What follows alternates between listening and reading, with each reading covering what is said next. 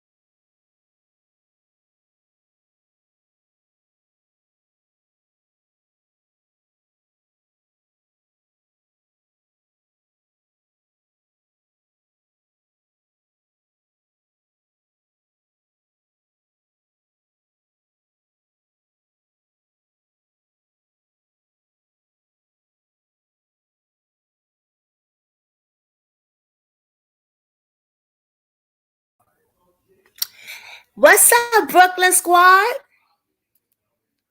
Can y'all hear me?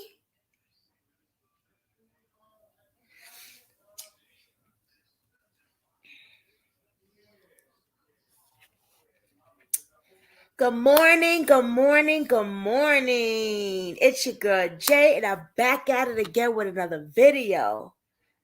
Hey, y'all. So if you're new, welcome. Try not to judge. Keep an open mind, please. I appreciate that. And if you've been here for a while, you already know what it is with your girl. Get your drink, your coffee, your sandwich, your tea, whatever y'all gonna get, and join this live. This is a very special live. I'm so excited. Also,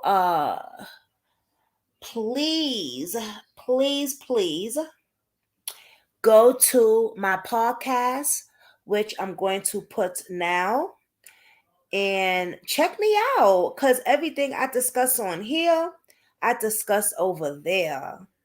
And it's lit, y'all. I ain't gonna front. It's really lit. So I would appreciate all the love over there like y'all do over here. Please, I really would appreciate that.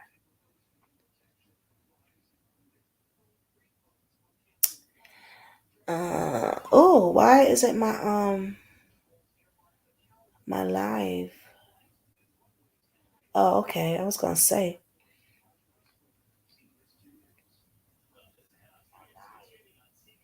Hold on, y'all.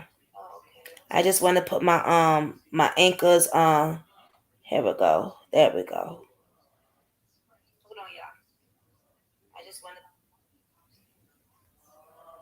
There we go. And give me a thumbs up. Okay. What's up, Brooklyn Squad? We got our girl, the one and only Cheryl Nation, coming through. She will be here in a second. I'm so excited with this. There's some, me and her was on the phone for over an hour. There's some amazing things. I can't wait till she come on here. Also, let me put my Cash App and information. I thought it was up there. It wasn't. Also, my Cash App and PayPal is right there. Big letters. Please donate what you have, but don't give your last. And remember, that's just for Brooklyn Squad, for me to build my brand. My name is growing, so I'm really excited about that. But y'all know I want to do t-shirts, coffee cups, um, merchandise, that says Brooklyn Squad. I also want to do give back. So I'm really excited about that. So whatever, if you can donate, I appreciate that. I always appreciate every little thing. I'm not monetized yet, but pray off for that one too. That I will get 1,000 subscribers and be monetized soon. So what's up, y'all? Are y'all excited about today? Hey, first of all, let me give my shout outs to y'all. Y'all beautiful kings and queens in the building. Let's go from the top. Good morning, Lakeisha. My girl said, I thought I missed the interview. Good morning, Jasmine. Good morning, Queen. Good morning, Queen Kathy B. She says, Grand Raisin Oil. I love it. Lakeisha says, good Grand Raisin Kathy. I like that. I'm going to start using that. Hey, good morning, Queen Kathy. How are you? How's the little ones, and how's the one in the oven? Hey, Anita. Good morning, Queen Anita. Did I get everybody? I did.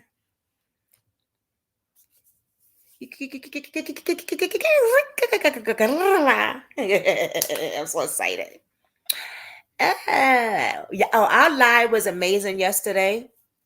We had a lot of fun. I want to thank everybody for the love. I'm gonna tell y'all something. Y'all made me feel so special when y'all was like, don't go yet. Give us another hour. Like, y'all, I don't know why people say they don't do this for their subscribers. How could you not do it for your subscribers? They the ones that got you here. You know what I'm saying? Who's gonna listen to stories if you put out stories? The win, you have to have subscribers. Um, And I adore y'all and I love y'all. I don't use that word a lot, love. If I use it, it comes from the heart. Because, people just be like, oh, I love you, girl. I love you, boy. I love you. No, love is genuine and it's an action thing.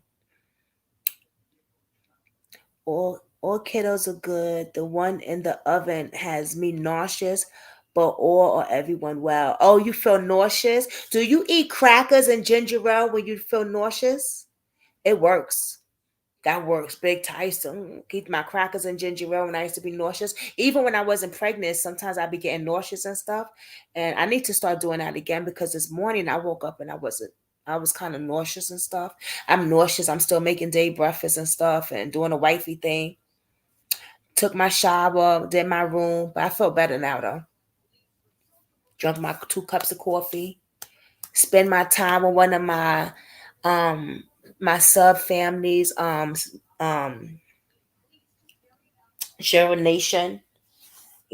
So I love talking to y'all. I love talking to y'all FaceTime and even on the phone. And I want to get to know even more of you ladies, kings and queens. Some of y'all did y'all, hey babe. All right, come on up now, y'all. Come on up, sis. Do you want me to drop it again? It's in there though. JC chess game in the building. My girl. She said, let's go. I love it. I love it. I love it. Hey, boo. If y'all don't know who she is, y'all better, ooh, baby, you missing out. Chess, put your information in the comment box. If you are a creator, please drop it in the link so people can subscribe to your channel. Put the information. Look at Miss Pretty Lady. What's up? Hey, beautiful. Hey. Look at you. Aw. Love you too, Chess Game. Look at Chess Game in the building. What's up, fam? Hey, y'all. Wait, let me see. We had a long morning, didn't we? Woo, baby. I almost forgot. I'm over there in the living room talking about you to Dave and stuff and everything about the book and everything. And next thing you know, it's 2 minutes to 12. I said, holy crap. Man, time has flown this morning. I ain't even gonna lie, it's going by so fast. It did, right? It's like when we could be talking on the phone forever. It's just so interesting. We were going to start earlier, and then somebody over here decided they wanted to like mow the lawn and like use this. I don't know. It was loud, wasn't it? Did you hear it? Yeah. But it's all good though. It's all good. Akeisha said, hi, Cheryl. Hey. So y'all know who this is, right? Okay, put yourself. Lakeisha. I see y'all in there. Katie. You see them? Yeah. They was waiting, boy. They was waiting. Lakeisha said, oh, I thought I missed the interview. No, you ain't miss it. We fixed the time. So I am so excited about this. I feel a little nervous. I don't know why. But I'm so excited because it's so much that we're all about to learn. I know who you are. Some of the Brooklyn squad know who you are, but there's going to be people watching this. So who are you? Yeah. Who are you? We all family. We are all family. So I feel like, honestly, I know so many of y'all. I'm so new to the YouTube community. And to be honest with you, I never knew that YouTube was a thing. Like I thought I used YouTube as a tool. I would just go to YouTube and like search for stuff when I wanted to, YouTube University, and like when I wanted to learn how to do something. But I never knew there were people who actively were on YouTube to spread, news about certain things. And it wasn't until I started like getting more into true crime, because I've always been into it, but it wasn't until that I actually realized, I was like, wait a minute, like it was totally, this is new to me. So my name is Shiro. So for all of you who don't know me, my name is Shiro. I'm 39 years old. I live in Virginia right now, and I'm about to move to Texas in very, very soon. So if you're in Texas, feel free to like connect. Shout her out. Yes. But so my story is very I had a pretty rough life, right? So I'll talk about, how I got into true crime or whatnot, Right. because I've had like a really rough life, been through a lot of things, but what really essentially landed me here is I was chased. Like I escaped an abduction in Virginia, where I live now, in 2017. And I was on my way to work. I was teaching fitness classes at the time. And so all my classes would start super early in the morning at like 5 a.m. So in order for me to set up for class, I would have to leave at like 4:30. Early. And so it was always dark, and, I've never been like, I'm not like a scary person, you know what I mean? I always would look, watch my surroundings. But this particular morning, I was on my way to my car, and my gut instinct told me to like just be alert. You know what I'm saying? And I noticed a car that was sitting in an area that cars don't normally sit, and I was like, wait a minute. And something told me that somebody was in that car, and my gut, like there was no one with me. I promise you, my gut was just like, run. And I was already halfway from my apartment to my car. So turning around, it'll be harder because I had to go upstairs to my apartment. So I decided to sprint to my car. And right when I did that and sprinted to my car, two guys got out of that car and two guys got out of this car and chased me. They were behind me, chasing me to my car at 4:00 in the morning. And to this day, I still think like, did that really happen? Did that really, really happen? So that morning I had class. So I got in my car. I was able to shut my door, and I sped off. Well, I made it to where I was going. I called, 911. Police came, took a report, and for the rest of the day, I was kind of shook. I canceled my classes or whatever. And then I remember I went on Facebook and I was like, hey, I just want to let y'all know I got chased this morning. And I was telling everybody about what happened. And I gave a description of the car. And I only really saw one of the guys. I only saw his face. The other guy, I could only tell like maybe his complexion, but I didn't get a real good look at him, right? Because I'm running. Dark too, right? And the only reason I saw the first guy is because he had a beard. Like he had a full, like a round beard.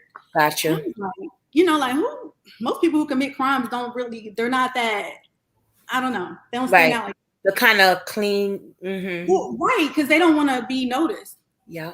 So I gave the description online too. And then the same day at about 2:00, there was an attempted abduction about a few miles away from where I lived.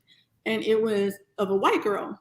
And this girl got all this media coverage. She got the helicopters out there. The police were searching for this like vehicle.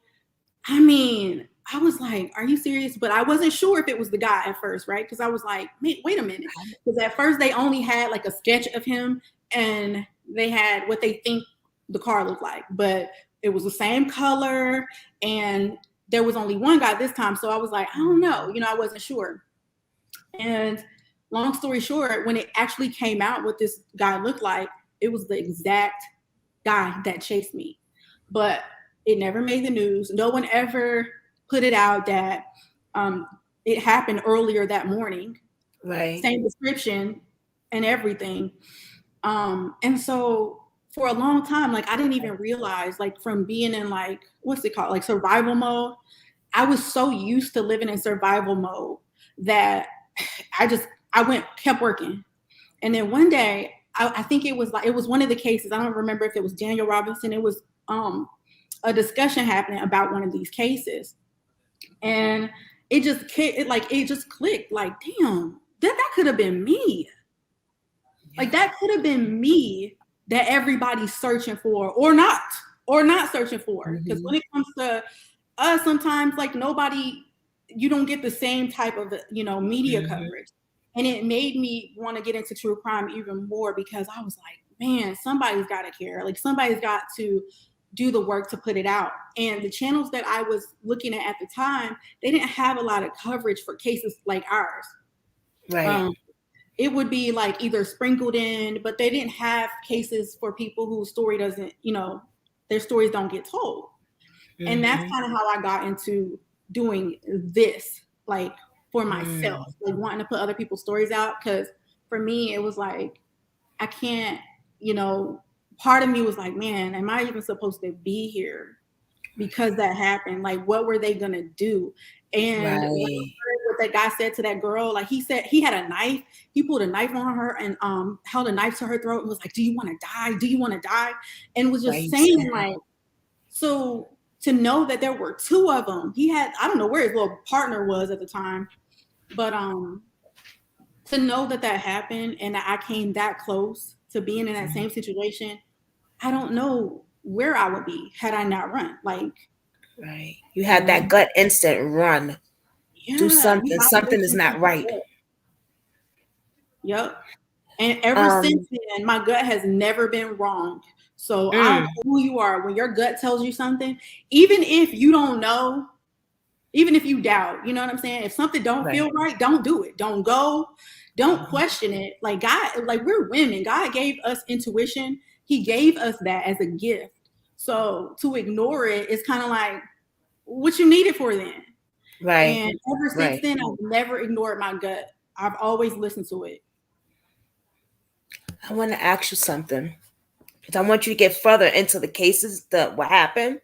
Mm-hmm. Me hearing like, because I know you had said this before on this channel, but the detail when, and it happens all the time, young pretty black girl goes through this, young cute white girl goes through this. You had no coverage. They didn't put it out there. Little Susie gets all the coverage, helicopters, everything. And now I'm starting to really see why you got into crime. I didn't put it really together before, you know what I mean? But now listen, I don't know what's going on in my brain sometimes, girl. I be thinking maybe it's just so much that I be doing that some things don't get put together until I re-see it. You know what I mean? Mm-hmm. But just hearing you say that again, and it's like, this shit is still happening. So is that what made you get into like you said, what would have happened to me? It was two of them. Right.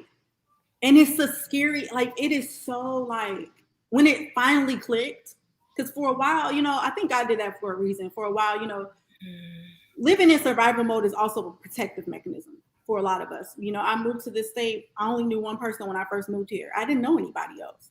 So I moved here in survival mode.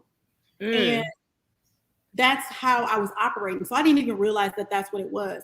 But just looking at how we discussed that this morning, these two cases with the girl that's missing, Kylie Rodney, and then Zion Foster been missing since January, right? Wow. When they found out where she was, they still left her. They knew what happened. Okay, early on, they found out what happened, right? They knew, okay, well, if she's been disposed of in a dumpster, more than likely she's in a landfill here. But they let 3 months go by. They let 3 months go by after knowing where this girl was before they decided, oh, okay, we can go look for her now. And now that you want to look for her, you want to remind us of how much it costs. You want to tell us that we need donations. And then here, we got this other girl who's missing. And when I say this, let me just tell y'all, it's not about the victims. It's about the response to them missing. It's not about them. I think no one deserves to be abducted or no one deserves that. I don't care what race you are. But I'm tired of the response being so different. It's not fair.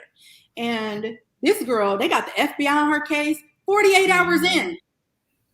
48 hours in, you got the FBI. She had Homeland Security, 223 volunteers, boats, helicopters, UTVs. What did they say? ATVs, all this stuff in a week. It took a week for them to acknowledge that Zion Foster was even missing because they just said, "Oh, she's a runaway." Right. Well, if that's the case, how come Right. this girl ain't no runaway? Right. It's that kind of stuff that I'm just like, dang, we got to do better. You did something on your channel that was amazing, how you broke it down. Can you tell them a little bit of the like scenario of how? So I thought that was a brilliant, very smart, very smart, very I smart. decided to break that down because it bothered me. I was sitting down and I was watching I was watching an update because I wanted to know like what happened with her case. And in Right. that update, they were saying that they were going to try to stop the search because they were running out of funds. And this is Zion Foster.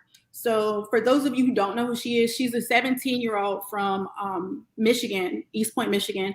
And excuse me, she went missing early in January. Her mother had no idea where she was because she went to her cousin's house and never came back. Turns out the cousin admitted to disposing of her that night. And I think this was like, she went missing on the 5th, and on the 17th or something, around that time is when he said that. Well, I started noticing that, you know, they did agree to look for her, but it was only after the mom had so much pushback. Like literally they had to beg to go look in this landfill. Nobody wanted to do it. Right. And when I saw the update, they were like, oh, you know, they're going to extend it to like September 8th, but they're running out of funds and they wanted money for water. And I'm like, if y'all don't get a water filter and filter that water for those volunteers, like they make us feel so indebted to, you know, like for saving our lives, for dealing with the same stuff as anybody else. So instead, you know, our tax dollars don't go to our situations. We got to get donations. Like, oh, we'll look for you, but only with donations. Now, one time in 5 press conferences for this Kylie young lady, did anybody mention donations? Nobody even mentioned the cost. And when somebody said, hey, you know, like, how long are we going to look for this girl? They were like, however long it takes. I seen that. Wow. If you haven't seen her channel, please go over there and check this out and post it everywhere. She did a breakdown that was like, I wouldn't even thought of that. And you will feel disgusted what the media even said. The media, the news. I couldn't believe that. Have y'all paid attention to the language? Like, there you go. The language is so different. They were like, this is, what did they say? This is exhausting. Right. Exhausting. It's hot out there. It's just too much, you know? Yeah. And thank you all for being here. I wanted to say hi to everybody in the chat. Sorry, Jasmine. Yeah. Hey, Stay Dangerous. We see you, boo. Hey, Deborah. Hey, yeah, what's up, everybody? Hey, Lakeisha, Deborah, Kathy, Katie, Stay Dangerous. Oh, look what Lakeisha says. Hey, Chesson. Check that out. I was shocked to hear about the donations in Zion's. Look at that. Wow. Exactly. Wow. Yep. Oh boy. It got me so disgusted. I was like, unbelievable. The language is so important. And now that you said that, that's what I'm going to be paying more attention to. Yeah. Because that's something that was really very important. I want to talk about you. I don't, not the Marines. I keep thinking everybody went to the Marines. Not the Marines, the Air Force. Yes. Can you talk a little bit about that? Is that okay? Oh, sure. So I went in the Air Force when I was 17. That's amazing. And I would have pretty much retired had my life not changed because of a decision that I made. So for those of you who don't know my backstory, when I was 17, I went to the Air Force, and I left to go into the Air Force because I was in a bad relationship, a very abusive relationship with someone older. And so me going into the Air Force was really a life-saving situation. Like I did it because I just could not be there anymore. I strongly feel to this day, had I not left, I wouldn't be here because of that relationship. It was that volatile, it was that toxic, that dangerous. So when I did go, I actually snuck to apply to go in the Air Force. I actually did it all in secret. And one day I got up and I went and left. Like one morning, I just wasn't there no more because I was so tired of like the abuse. So that's how that happened. Oh, wow. Well, went into the Air Force, fell in love with another young man. And you know, sometimes we don't realize our situation until we're out of it, right? So I had been in this horrible relationship, and then I get into another relationship later, and I'm thinking like, well, hell, you know, he ain't beating on me, so like I'm thinking I done hit the lottery in a way, so to speak, you know? Gotcha. To me, he's buying me flowers, he's texting me all the time, and that kind of thing. So anyway, long story short, he sold drugs and he had me become his mule. And in that relationship is when I was arrested. So I was caught with these drugs and I was facing a 30-year prison sentence for drug trafficking. Oh, shit. And this happened while I was in the Air Force. So it was all over the news. It made headline news, and this is way back in the day, y'all. So it was all over headline news. And the reason why they were so hard on me is because during that time is when these soldiers, our American soldiers, were also in trouble for like torturing some detainees in Iraq. So our soldiers were in like the military had a real bad reputation at the time. So my situation blew up even more because it was just one less thing they needed from this little Black girl who got caught up. You know? And you know what's crazy about it is I was still so young. I think I was like 19 when it happened, about to turn 20. Still young. I was still so young, or maybe I was 20. 19 or 20, but I was still so oblivious to how dangerous what I was doing, like what it was, because he was asking me to do something and I would just do it. I never questioned him. I never thought he would put me in any situation that would be like that would, you know, endanger you. My future. Never. So when he would ask me to pick up these packages, no problem. And one day I went to pick up this package, and when I tell you my whole life changed and it has never been the same. I went to pick up this package and somebody called my name and I looked around the corner and all these FBI, all these DEA agents started running after me, and like I had the package in my hand and they took that package out of my hand, and this lady was like, "You better not fix your mouth to say anything." And then she put me in the car and they took me down to the station.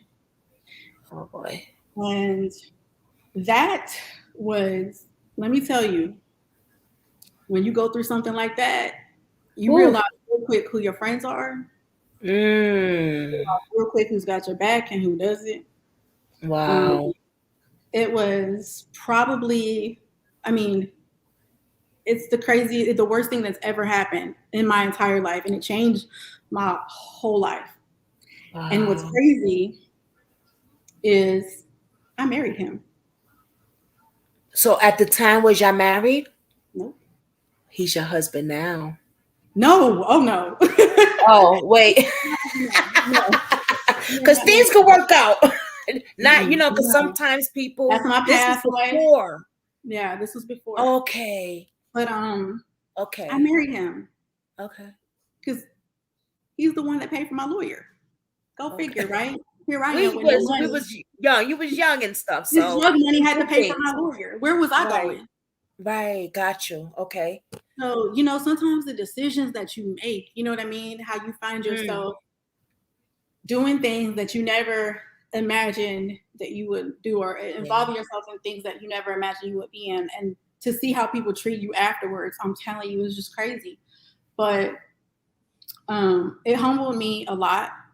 And I remember being in this orange jumpsuit. I remember I had just had like a little quick little back surgery, and I had stitches in my back. So when I got arrested, like the stitches were still in there. So when you go to like a facility or something, they have to take you back to the place where you got your whatever doctor you went through. I guess because like liability issues reasons. I got you. So I'm like, they transported me to like this local jail at first, and then I got transported to like I think it was like a minimum security prison. Okay. And I was there, but then whenever I had to go get my stitches taken out, I thought I was gonna get to put my real clothes back on. That's how stupid I was at the time. And I was like, oh, so am I putting my clothes back on? Right. No. I had on shackles on my feet. I had handcuffs. I was shackled. And that's how I had to go to this doctor's office. And they just drove me in the van.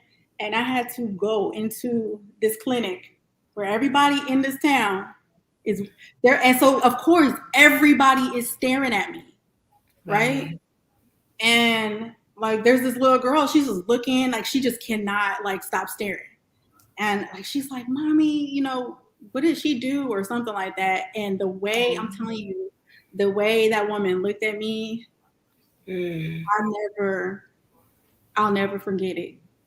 Because it's just like, she was like telling her daughter in a way like, she did something very bad. Like she was just being like, very condescending, And that's when I realized like, dang, like this is serious. I don't even think I realized how deep, how serious it was until they started telling me. Because like I said, I would go do stuff for him. I never asked him.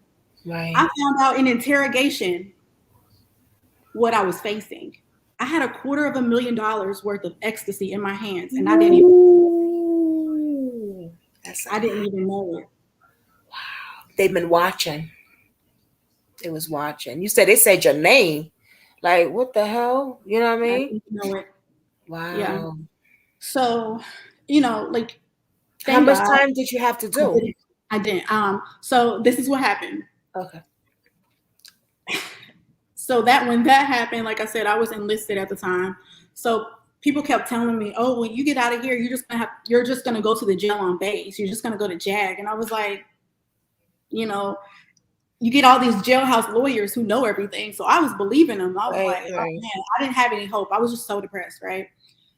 So I thought when they picked me up that's what was gonna happen, but it didn't. So I ended up, they ended up coming to get me, and I was, I had a lawyer, sorry.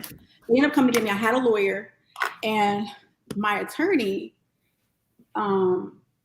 he had me take like this lie detector test, right? To prove that I didn't know what it was or whatever. Right. And he was like, oh, you're gonna be just fine. You take this lie detector test and you'll be good. So for a while, they let me stay on base because I think I spent like maybe a couple weeks in the prison that I was in, the minimum security or whatever, but they didn't know what to do with me because they had never had anybody who was enlisted also like do something off base. Meanwhile, while I'm there, it's all over the news. And so I don't know that the whole town knows, and everybody, it's a small town, okay? Everybody there, this was at the Air Force Base in Missouri, Warrensburg, very small, okay? Okay. Everybody knew what happened, okay? So I was like the big news because nothing really happened there. But when it made the news, which is why I listened to words very carefully, they titled it Largest Drug Bust in the Midwest with my picture, my mugshot underneath it, right?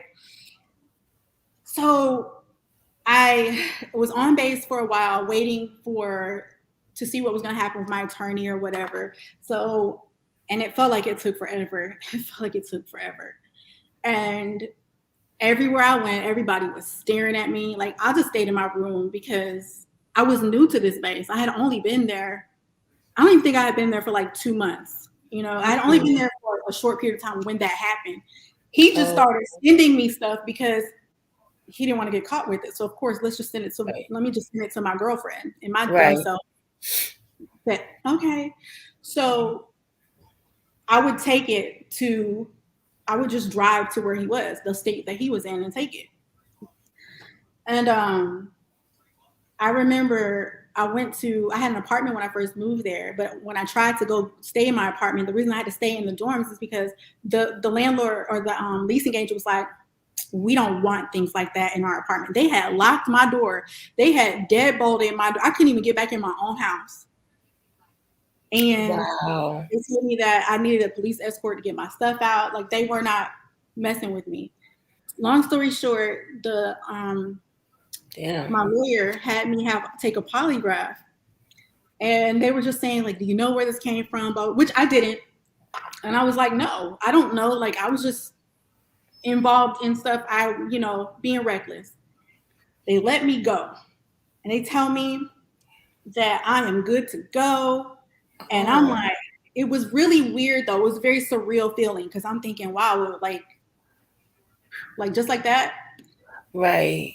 Long story short, I ended up, they gave me an honorable discharge because I was a really good airman. Like, I honestly, like, aside that, I really pushed myself. You know what I mean? I excelled. I was always doing stuff. And like, I had another master sergeant who really vouched for me. He didn't even really know me, but he took one of my fitness classes and he was just like, you know, he really vouched for me. And because of him, like, I'm grateful to this day because they let me out with an honorable discharge. I went and I decided that I was going to forgive this man and we were going to move on. Okay. So I moved to the state that he was in, and I'll just keep that very vague because whenever I talk about him, I'm not specific. Even in my book, I'm not specific about him because I believe this is my story, and if he wants to move on to whatever he wants to do with his life, then that's fine. Right. So I moved, and we're living with his parents, first of all, at the start of this all. And before I know it, like, I'm thinking everything's good, but mind you, I've forgiven him, and I'm just like, still, it's not clicking. And one day, like, he got this job that he was gonna go overseas and work. He said he was gonna be clean. He wasn't gonna do none of that stuff no more. I didn't know he was still doing anything. And then one day, I'm on my way to the bank, just driving, and I see all these cars coming by. It's like 11 sheriff cars, like, I counted. I was like, damn. I was like, and I started counting, and it was 11 sheriff cars. 11. I was like, damn, somebody's in trouble. That's what I said. That's a lot, sheriff. Wow. I get a phone call, and it's his mother. She was like, you need to come back to the house. She was like, they're here to arrest you. And she was like, crying, and then she was like, just come back. And like, just her voice was just like, just come back. Like, she just sounded like defeated. Oh, wow. I pull up, and there are nothing but black SUVs. It's like the at that time it was the DEA and the local sheriff. I mean, all the neighbors are outside. And I get out the car, and you would have thought that I took somebody out. I literally took somebody out. And I pull up, little old me, and they're like, get out the car. Like, they're treating me like I just took somebody's life. And everybody is out in the neighborhood just watching, wondering, oh man, what did she do? So what happened is they never let me go. What they did is, my lawyer, he basically set it up to where he got the money for making it seem like everything was good. But he knew the feds wanted the case. So he just basically turned my case over to the feds. So they could watch me and see what I was going to do.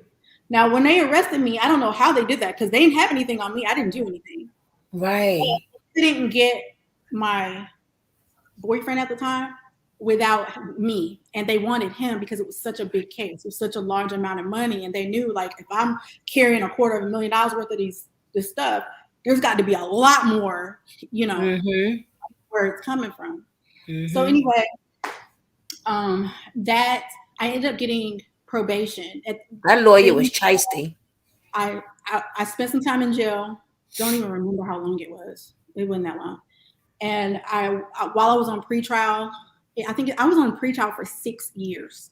So for 6 years, I didn't want to do it. I didn't want to have a baby. I couldn't live my life because I was like, what if I have like kids and then I go get locked up?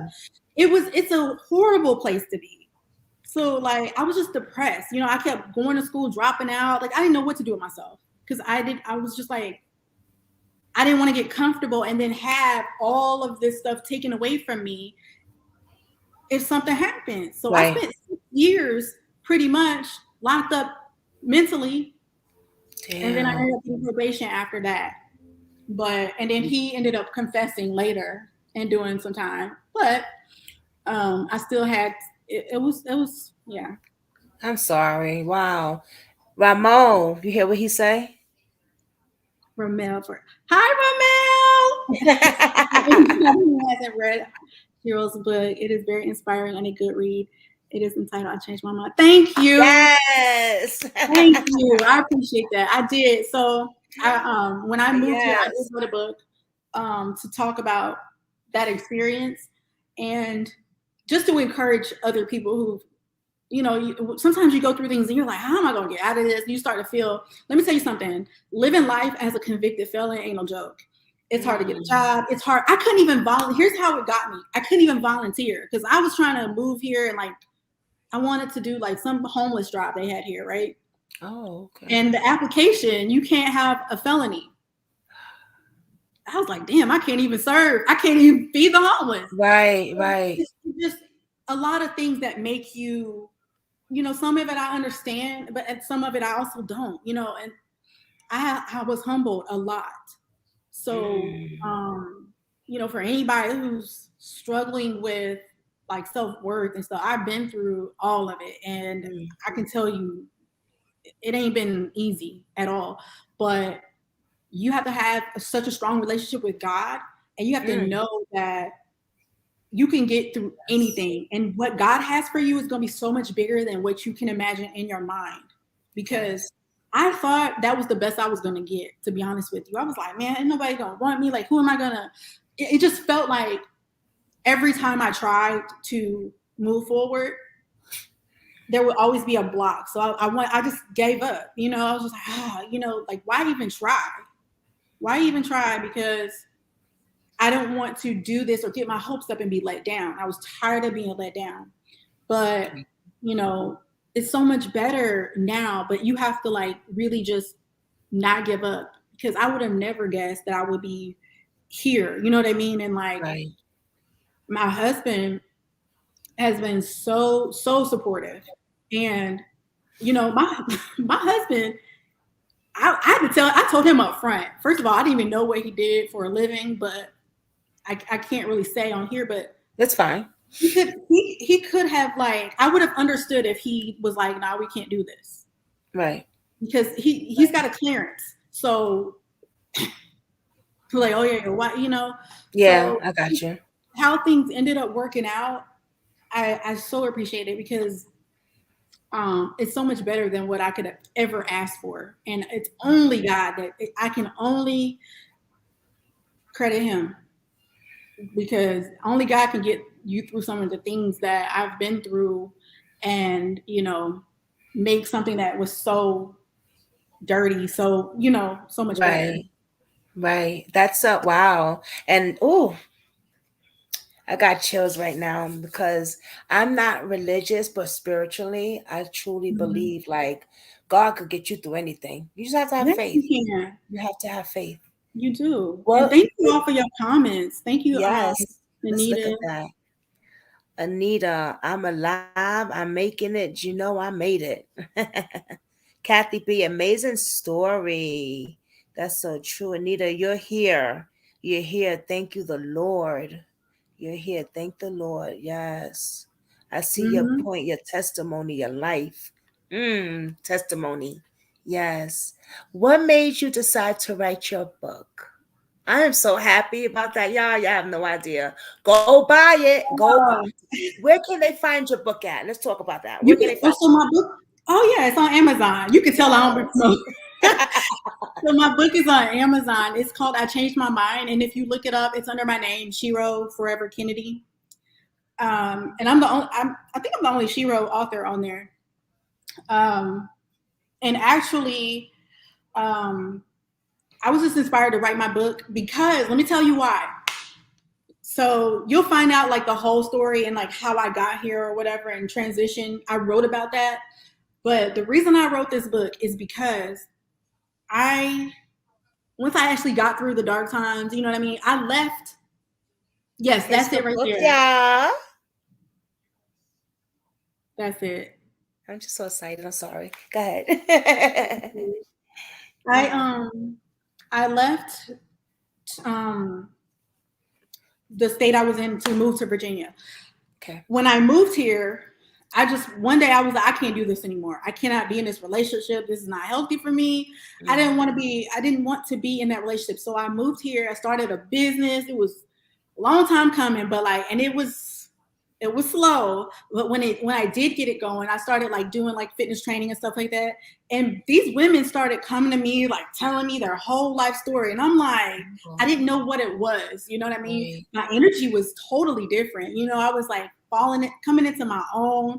I was happy for the first time. Like I was truly happy since I don't remember being happy like that since I was 19 when I was stationed in the desert. But prior to this happening, and all that time, you know, I moved here, I was 33, and I was like, dang.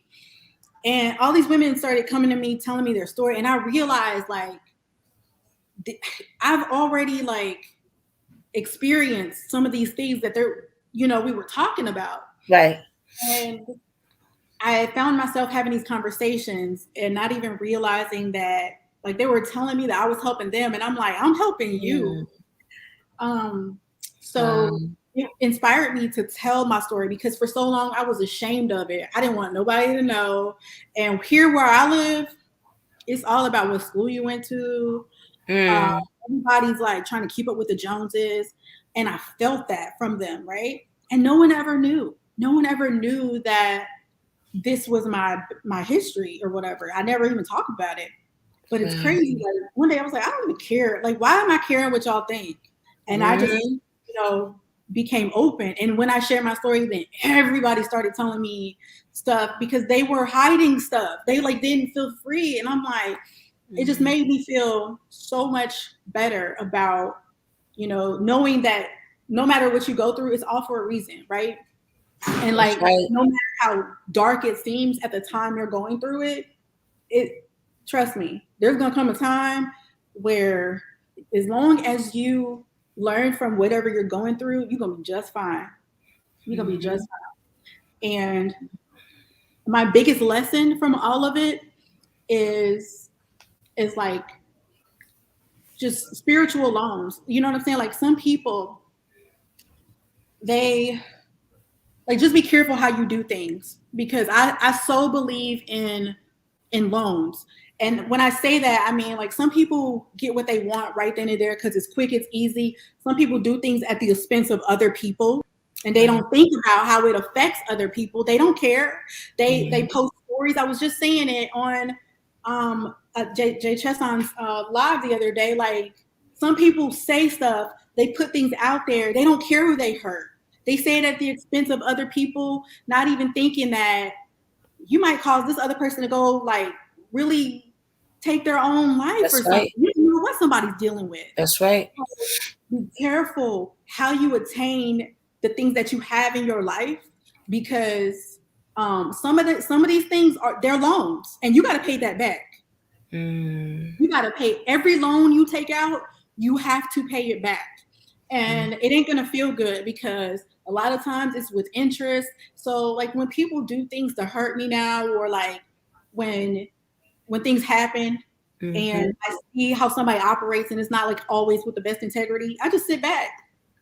I just sit back and you know, a lot of times you'll see that they end up paying them loans back, and it ain't very pretty. So, you That's know, true.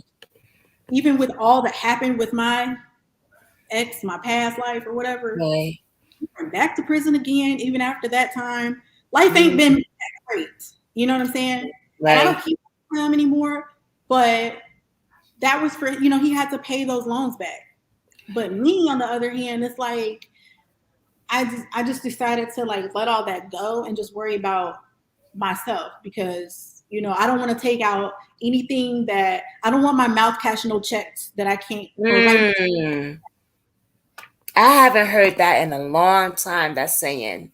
I Yeah. haven't had my mouth cash no checks. I haven't heard that in a long time. Wow. I want to talk about your channel a little bit because I noticed that you also talk about domestic violence on your channel, stalking. Mm-hmm. Like there's so much that you can get from her channel, guys. You know, there's so much. So please go check it out and subscribe. And just check out her videos. It's all put together well. You would think that she's been on here for a hot long time. Like, you know, you doing your thing, and I'm so proud of you. Um, do you want to talk about a little bit about a little more about your channel and stuff? Because we know you do crimes. So, okay, sure. So my channel, it's a true crime channel. I didn't know exactly what I wanted it to be. I knew I wanted to put stuff out there.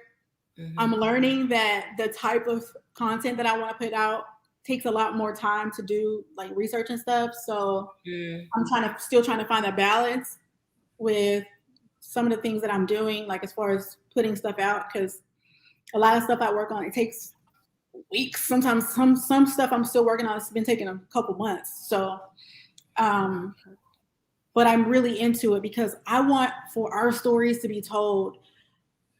The stories that get ignored or get put out once or twice. Then you got some stories that are saturating us. You know, everybody's important, but how is every single channel right now about this one young lady that's missing?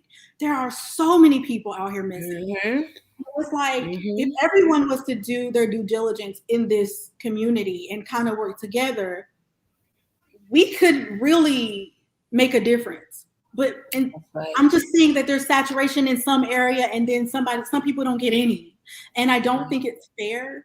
So that is why I really started this channel. So I do talk about stalking, and I'm still working on that. One thing I want to say about that is the reason I started that is because I want to make a point. Once I'm done with this, it's like a short mini series. My point with that, a lot of times, sometimes you get stalkers that are random, right?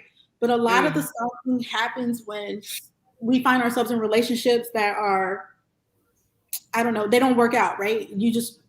And sometimes it's because we move too fast, or, you know, we ignore certain signs that were there. Right. And I'm just speaking because of my own experience as well. So I'm not like, you know, calling anyone out. But I've learned through my own experience that a woman's worst struggle is low self-esteem.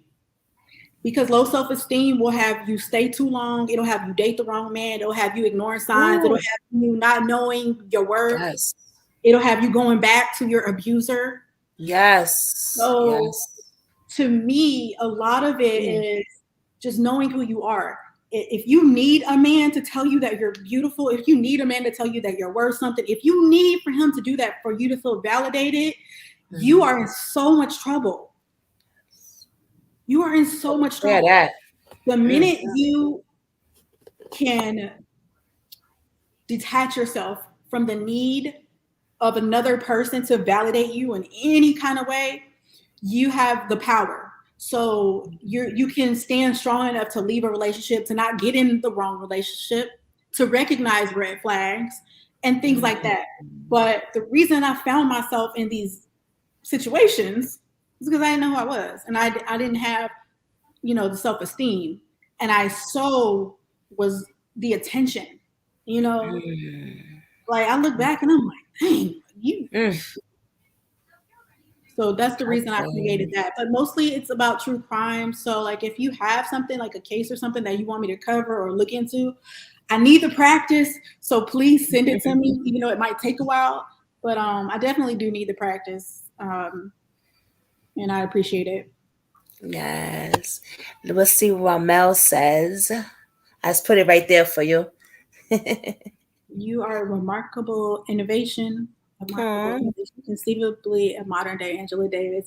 A representation is incredibly genuine and formidable. Thank you. Y'all don't make Thank you. I appreciate that. I had to run and buy your book while I'm still listening. Thank you, Katie. Yes. Me too, Katie. Thank you all for the feedback. Like those of you all who have I appreciate the fact that Ramel purchased my book and actually gave me feedback. Like that meant so much. It really That's amazing. did. I am so grateful. I really am. Because you never know, it's a part of my life that I was so afraid to share. That was so ugly. You know what I mean? And like had me feeling so ashamed. And I was just like, dang, I can't believe I never thought I'd find myself in that situation. You know, never thought I'd have to deal with the fact that, you know, being labeled a convicted felon or, you know what I mean, by other people. I don't view myself as that. But the truth is I have a felony and I can, you know, it is what it is. I have to, you know, face the fact that that was a part of my journey. Right. And it's amazing that you wrote a book and you're telling your story because so many people probably could relate to you. I know definitely me sitting here listening to you, I definitely could relate to the abuse and stuff like that.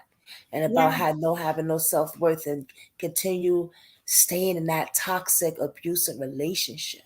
Yeah. Because I had no family to run to, so I don't know. When God tell you, I will kill you, throw your ass in the river, and ain't nobody gonna come find you. You better believe it. Let me tell you something. Okay. If a man tells you, if a man will threaten you, he will put his hands on you. If a man will put his hands on you, he will take your life as well. You better believe it. Because anyone bold enough to do that, like, why would you even question how far they would go? Right. Anything that you do beyond that point of being told, you are testing that person's will. And I wouldn't do that. I would not do that. And one of the other things I want to say, we got to stop like the remedial behavior of trying to make somebody jealous. That is not point. Because a lot of times, like I've seen, and I ain't trying to say I haven't like done it when I was like, I learned the hard way, which is the only reason I'm saying it. Right. You trying to make somebody jealous of you or prove that you can get attention to just because you're mad or you've been hurt or cheated on, it ain't worth it. Let me tell you something. A lot of these men can't handle it. You see these fools taking out their children because their feelings are hurt, because you moved on and they don't want to see that, even though they've been out here doing God knows what. Don't do it's not even worth it. Who cares? Like, and my thing is, if you really truly want to move on, the best way to do it is to just do it. You know, when I left my situation, I had people telling me, "Oh, half that house is yours, girl. You better get what's owed to you." I didn't want that damn house. I wanted my life. I started over with nothing. I had $200, enough to get gas to get me here and to eat food while I was here, and then I got a job in 2 weeks when I got here, and I struggled. And there's times I didn't even have gas to get to work. I was looking for change. Right. But by the time I left my situation, the FBI and the Secret Service had knocked on my door looking for this man who went on the run. I didn't want that life. Yeah. I didn't want that life. I love it. If you really love yourself, you'll do what's hard, because let me tell you, it was hard. I was so scared. I was like, what if my car breaks down? I really did. Like, when I tell you it was just me and Jesus, because I had no idea. And I don't like to ask for money. I don't like to ask for things. Yes, Lakeisha said, believe him. You got to believe it. Believe. Yeah. Believe it. It's scary, very, very scary, but you gotta believe it, because I'm grateful that you're here right now, that I'm here right now, and that I've heard other stories where other victims that are not here. I mean, we Yeah. just seen it. A guy what took out his kids, his 3 kids, and Yeah. himself over a relationship. Over a relationship. And a lot of times, like I said before, Damn. the problem is we are raised to believe that girls are hard and boys are easy. We are raised to Mm, believe that, you know, our parents ride us as girls. You must dress ladylike, listen to what right. I say, be in the house by this time, you ain't going nowhere, blah blah. All these rules. And boys, oh, boys will be boys. Mm-hmm. Whenever they mess up, oh, they're just being boys. Well, you know what that Mm-hmm. teaches these boys? The boys are seeing that the girls are being controlled.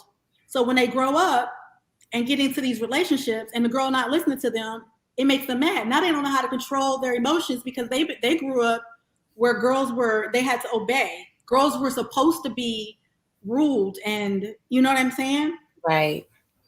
Mm-hmm. When it doesn't look like what you've seen, you lose it. And now you're out here taking out your kids and doing crazy Ooh. stuff. You don't know Mm. how to handle your emotions. Right. Exactly.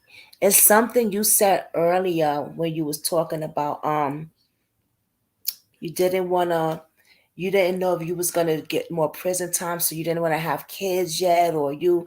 I thought that was so amazing you saying that because you didn't want to put your kids in that situation. Yeah. You know what I mean? Like you was like, I don't know if I what's gonna happen. If I go to court, like then if I get pregnant, I have a family. Yep. Wow, that was so smart and intelligent, and being how you say that? Um, trying to get the word for it.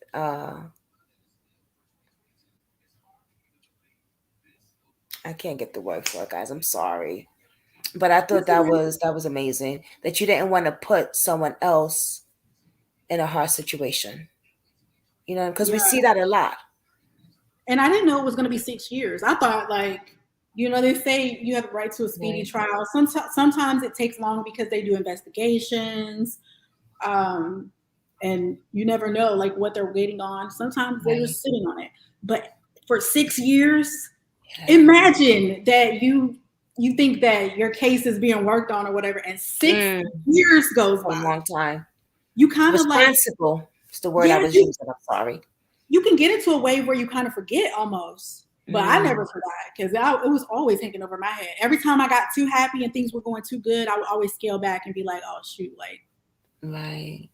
That's wondering if I was going to get locked up and then have to go away. right. And let me tell you this, I asked him if I go, because remember, there was a time where we didn't know who was going because he didn't confess and I didn't say anything because Mm, um, I felt a little bit of pressure because, like I said, the money for my lawyer came from right. him, right? Gotcha. So he felt like I kind of felt like owed to him to just ride it out. Mm, And I remember asking him, if I do go away, are you going to wait for me? And his answer was, I can't answer that. okay. Wow. So Wow. yeah, definitely be careful who you decide to Yeah. give your time and energy to. And Because I loyalty was is with a also man who wouldn't even wait, who got me in a situation who right. wouldn't even wait for me if I had to do time for it. So, Right. Wow. That's crazy. mhm. See the comments here.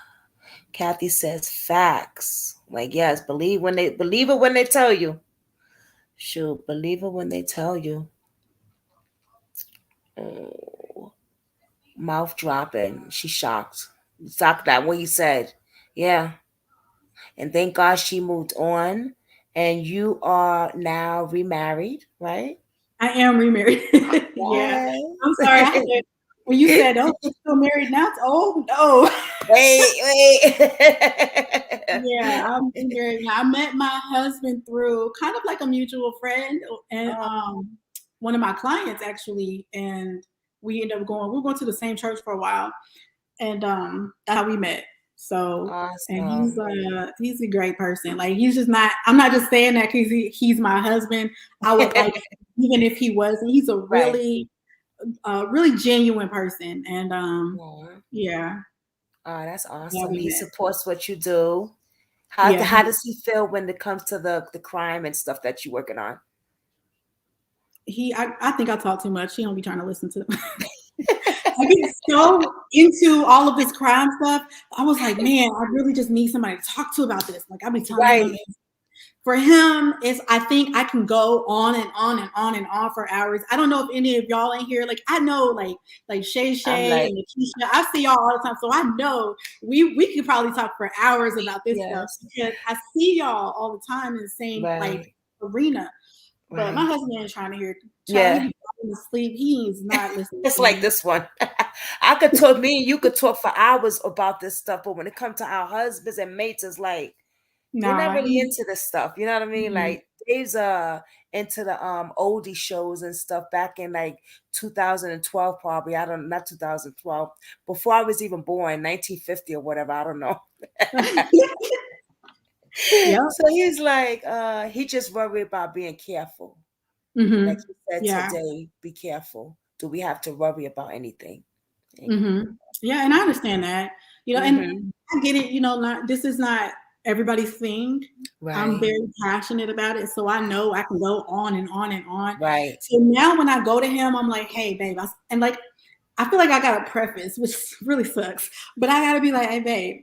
I'm like, I really want to tell you about this. I'll promise I won't be more than 10 minutes. Do you have time? Yeah, And that way, I know like I can give him a time limit because if he right. does not have a time limit, my husband is not. And he's horrible at pretending. He'll be like, he'll start laughing, he'll like chuckle and he'll repeat the last word I say, which means, oh, you ain't listening to nothing. You ain't heard nothing I said. Nothing I said before that. Nothing. So we don't get Mm-mm. into it. I don't. Yeah, let me give us a time limit, and then we good from there. That Yeah. is so that's so cute though. How long have y'all been married now? 2 years. Oh, 2 congratulations. years on the first. We got married twice. Long story. Okay. We had to get married Okay. twice because the first one was like the legal paperwork, and then we had like a wedding because we got married COVID. And Oh, got you. mhm, Okay. Well, yeah, congratulations. thank you. Mhm. That's amazing. What Kathy's saying. Kathy said, yes, we can. These women can. Kathy B said the woman can talk and talk. Yes. Can't we? Let me tell you. I was telling this video the other day. I was like, I'm so glad I met you. Let me tell you, because Uh, I told her, I was like, I need people that can talk about this stuff like I can talk about it. I don't want right. to talk about anything else. I don't want to sit on the phone with my girlfriends. I don't do that. All I want to do with my time is study these cases and put out Mhm. content or talk about them with other people who are passionate about this type of work. Right. Like people who miss sleep at night because like you You just talked. Yep. right. Mhm. And the reason why is because not enough people are passionate about it. I never saw myself doing this, but I really enjoy doing research or comparing contrasting like the cases. Mhm. And I think that watching other people like studying the other channels and how they were doing it, I started picking up different things and learning just different things about how to do research and stuff like that. But this is my happy place. Yes. Yep. Yes. This is your niche. They call it what, the niche, right? Yeah. That's what they used to It's say. my This happy is place. you gotta find your niche. I said, Yeah. okay, now And I that's know what how that I found means. you. Like I'm telling you, like I'm proud of you for standing up for this stuff that you are passionate about. Just getting on here, learning. Like I just have to repeat what we said earlier because we were talking about Yeah, it go earlier. ahead. we're talking. I remember being on this live, and Miss V was on here, and you know, I notice things about people, and I only surround myself like lately with like people who are like genuine, right? So for me, I'll watch you for a while and I'll study like, you know, how you respond to things and stuff like that. One thing I noticed is that, like I was talking about Miss V, is that you wanted to learn how to put the screen up and show videos while we were talking. You were like, I cannot figure that out. And at the Right. time, I was like, shoot, I don't even think I know how to do that because I'd never done it before. And she was on here and she was just so patient. And she was just like, okay, do this. And just took the time right then and there to do it.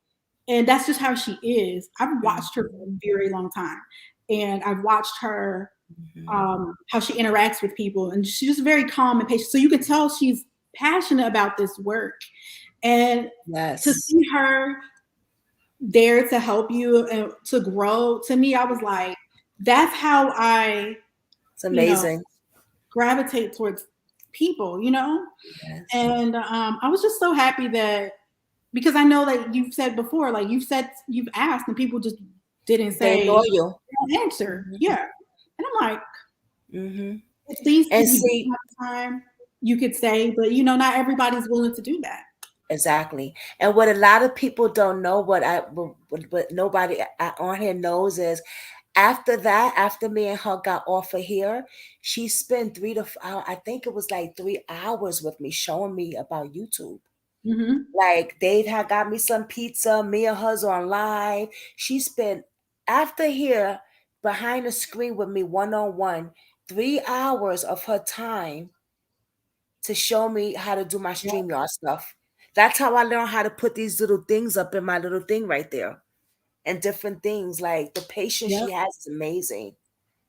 Shout out to the V. I love it. Yes.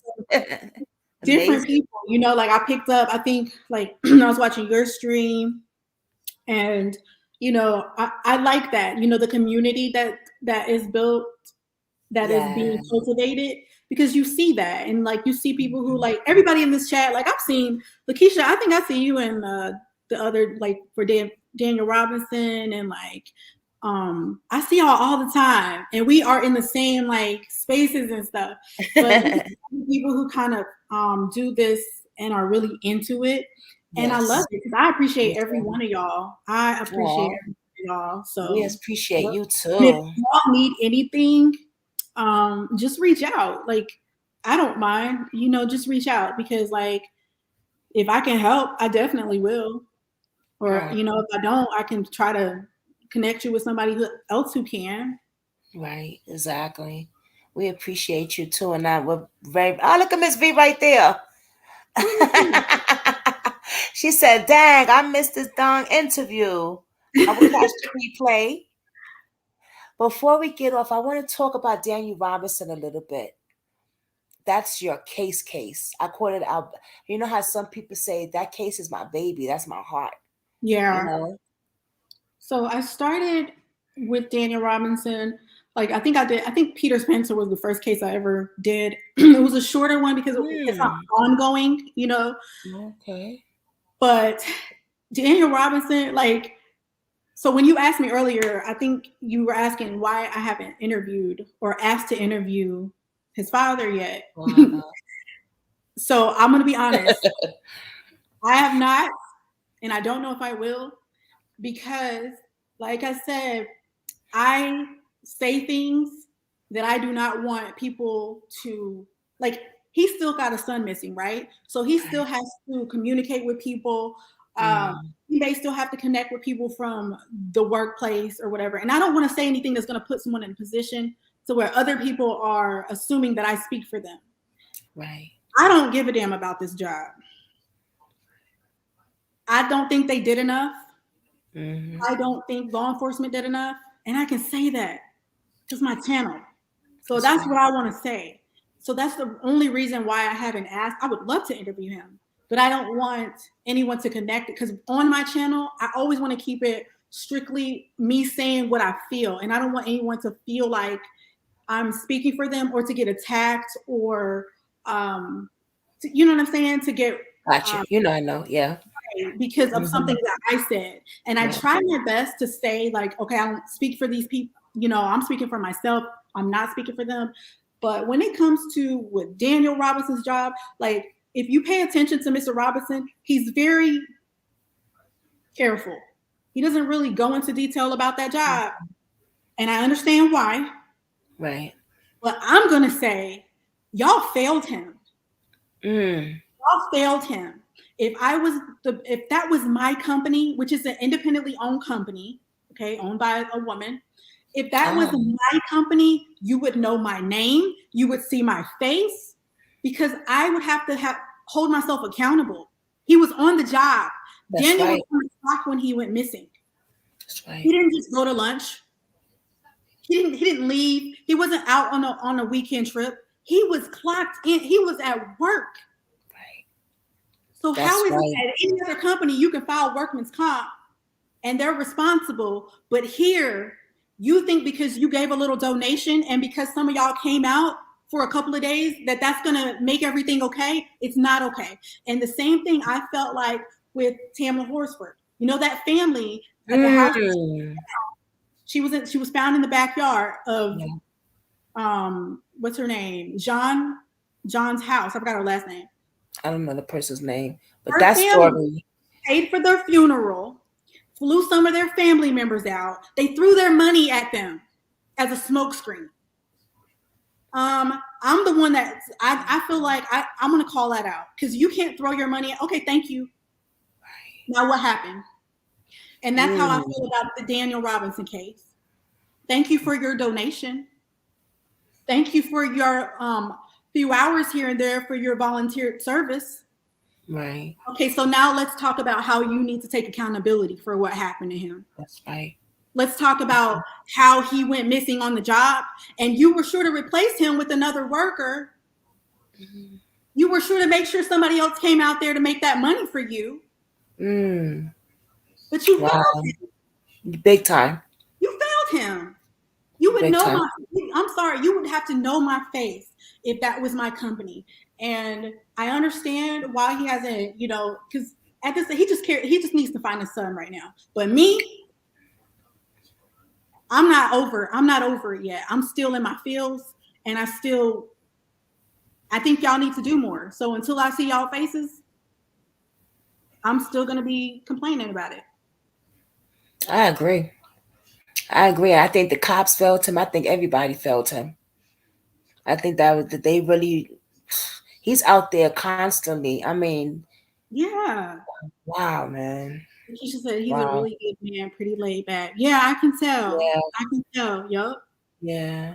And you know, I don't always watch his live, but I'm gonna start getting more into it. But when I did watch it, I did catch that he's very, very cautious of what he says, though.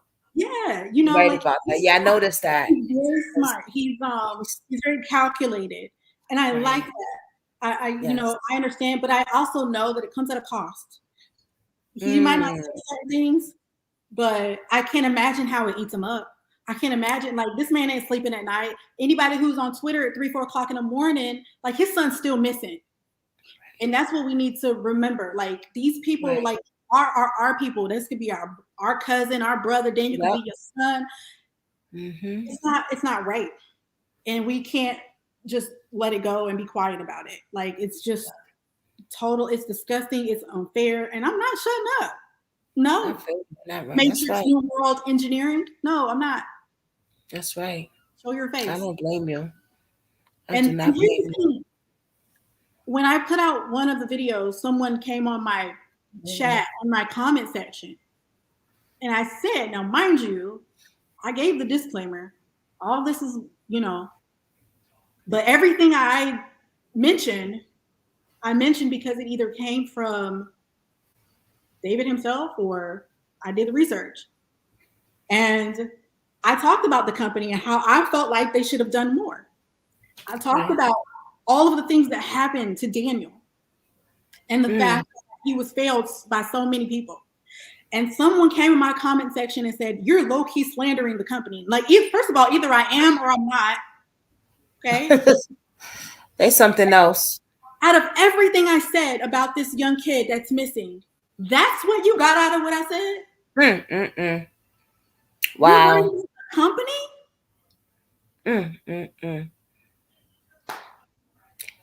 You can't. And this is stuff, and this is exactly what this beautiful young lady shares on her channel when she talks about her video. You know what I mean? How people just see one thing, right? Or when we're missing, this happens.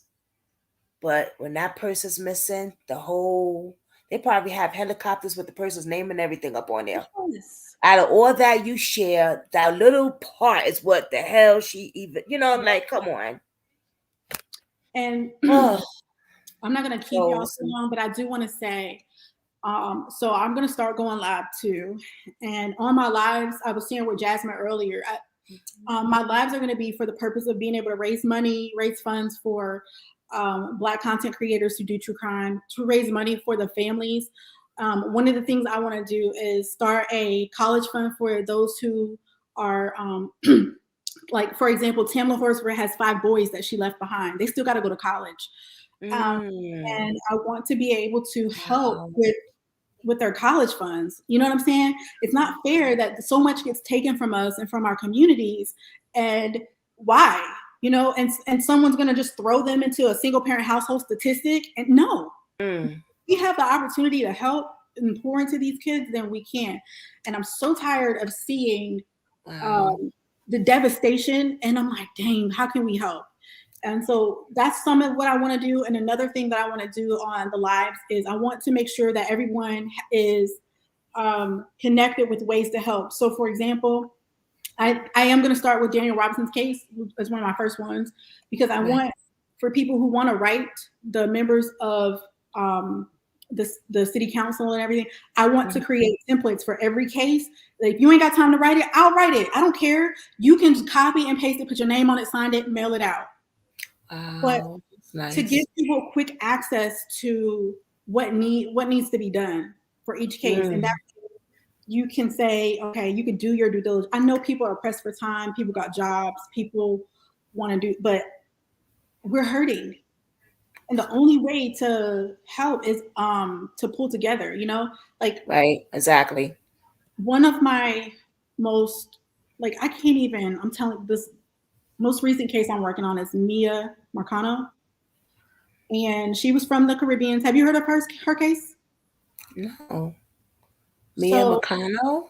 And hers is in the Stalker series that I'm doing. So Mia Marcano, she was only 19, and she met a guy that worked with her in her apartment complex, and he started stalking her. He wanted to take her out. She wasn't interested, and it didn't matter. He would send her cash apps. He wanted to give her his life savings. He would do all this stuff. And instead of just accepting the fact that she didn't want nothing to do with him, right, he took her life. Oh no. And they knew that it was him. Or matter of fact, the family reported everything that this girl was saying. Like, this guy's stalking me. He's sending me cash apps. He won't leave me alone. Nobody did anything. And it was her death was preventable. He used an apartment key. He used a master key to get in her apartment. He was there when she got home.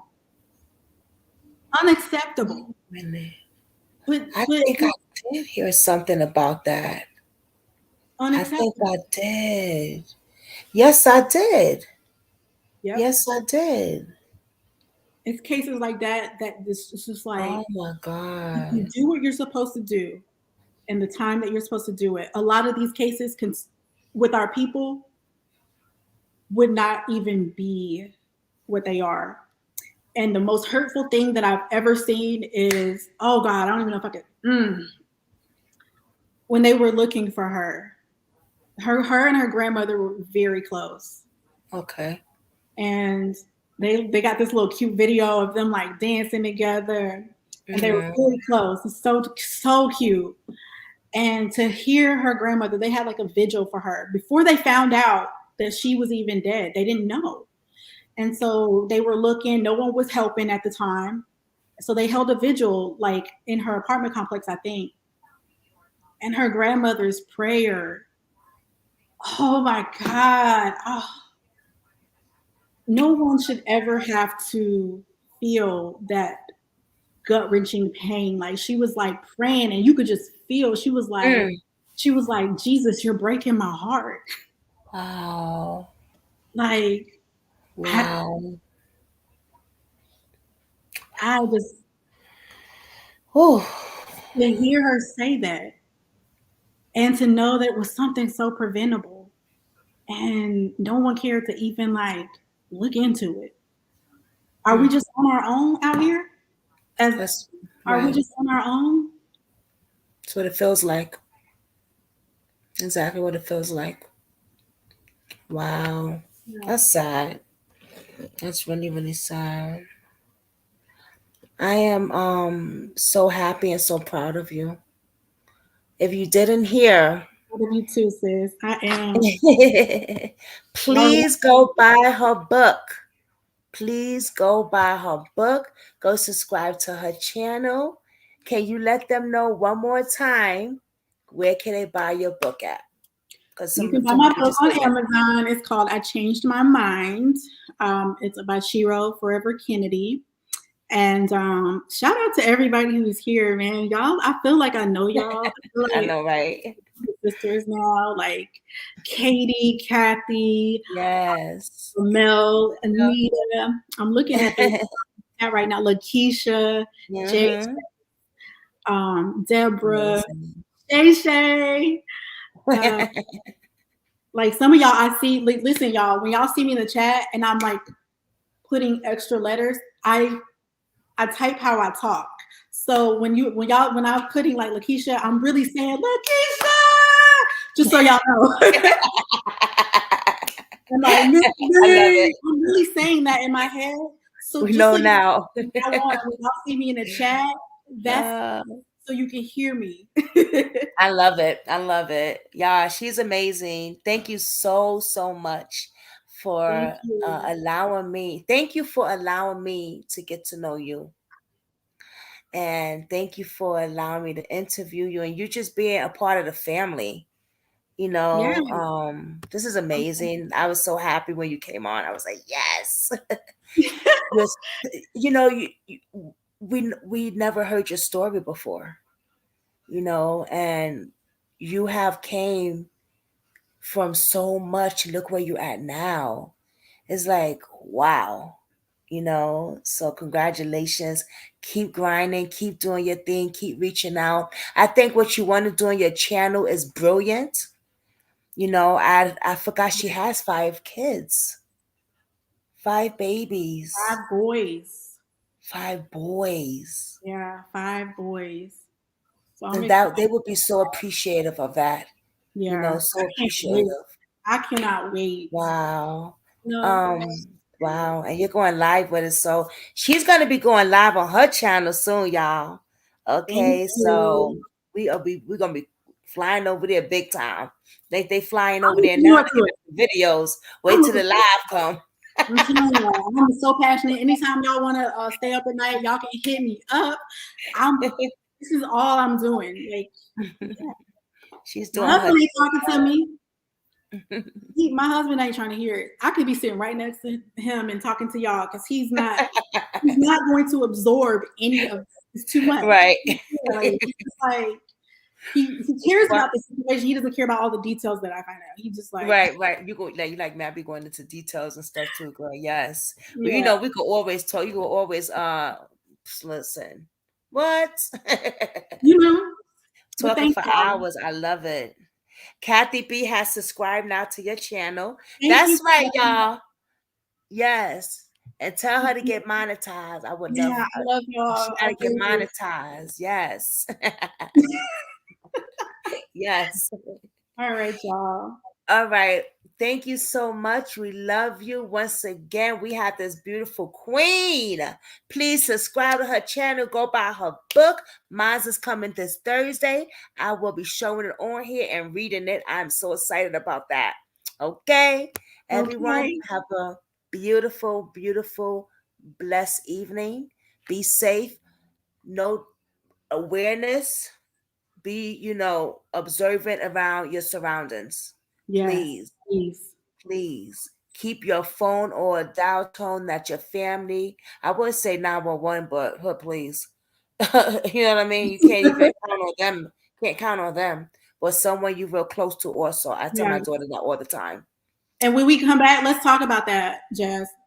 Talk about Yes. like I've been creating a document with all of the things I learned about how to stay safe for Black men. There's one for everybody, like men and women, but I wanted to start with Black men because, like we were talking about before, like I think that there might be something happening when these men are being pulled over, and I wanted to make sure we cover that. Okay. Yeah. We can get that together and stuff, call me, and we can put that out, and that's smart. See, look at that. That when I don't listen, I say I need her brain too. I need that other half right here because some days I don't be thinking about it. She be like, okay. All right, guys. I love y'all. Yeah. And I will see y'all later. Bye, Brooklyn Squad. Thank you. Let's go out with one of Miss V's what Miss V made for me. Hey, Brooklyn Squad, what it do, y'all?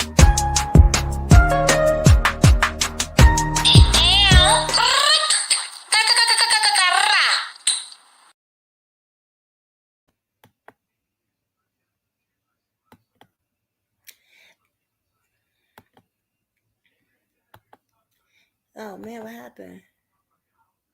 Thank you, everybody. I love you, Brooklyn Squad. And Miss V is going live in a few. So we will see you over there. Bye, guys. See you in a few.